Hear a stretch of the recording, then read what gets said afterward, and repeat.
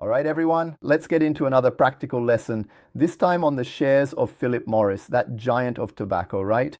Philip Morris is a major player in its segment, a very traditional one, and it's had a very significant movement in recent times, right?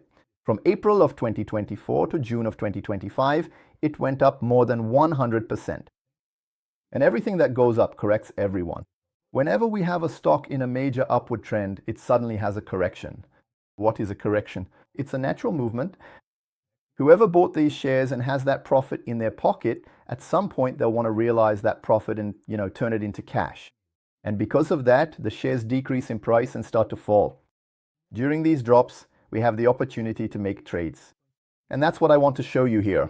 So basically, in this video, everyone, I'd like you to understand that we made a sell trade even without owning the stock. When we compare this to regular everyday commerce, it's like setting up a store but not having the product ready for delivery.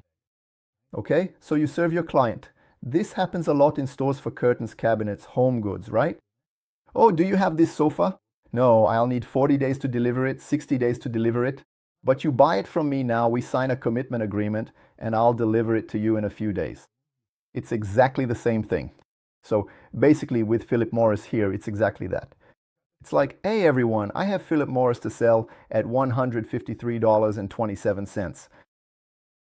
I'll deliver it in a few weeks. Who wants it? You might be thinking, but that's crazy. Who would want to buy something to receive it weeks later?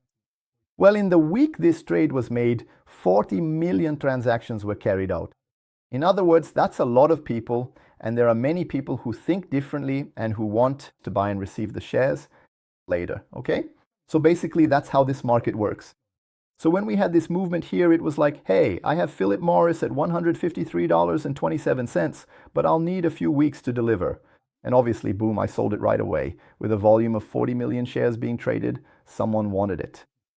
Basically, after 4 weeks, these shares fell almost 7%, okay?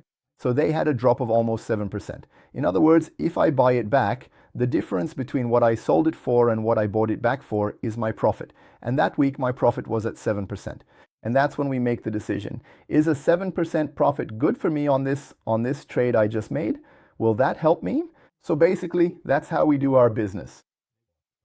So in this drop, we bought it back in the 4th week with a small profit of $8 per share. So basically, $8 per share gave us exactly 5.2%, okay? So we bought it back $8 cheaper, and this difference between the sale and the buyback was the profit I pocketed. I want to make a very important point here. We are not recommending you do this, and this is not a promise that it will always work out. No, buying and selling, just like any business, whether it's stocks, a physical store, or a restaurant, there's no guarantee of revenue.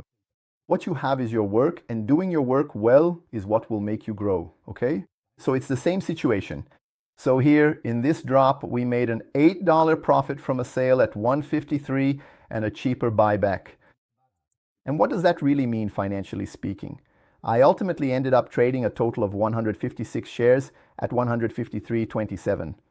So in total, $23,910 was used. Okay? On those 156, I had a profit of $8, $1,248 of profit on this trade.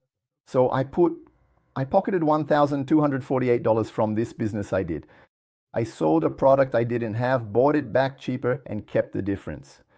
In percentage terms, everyone, that's a 5% profit on this trade.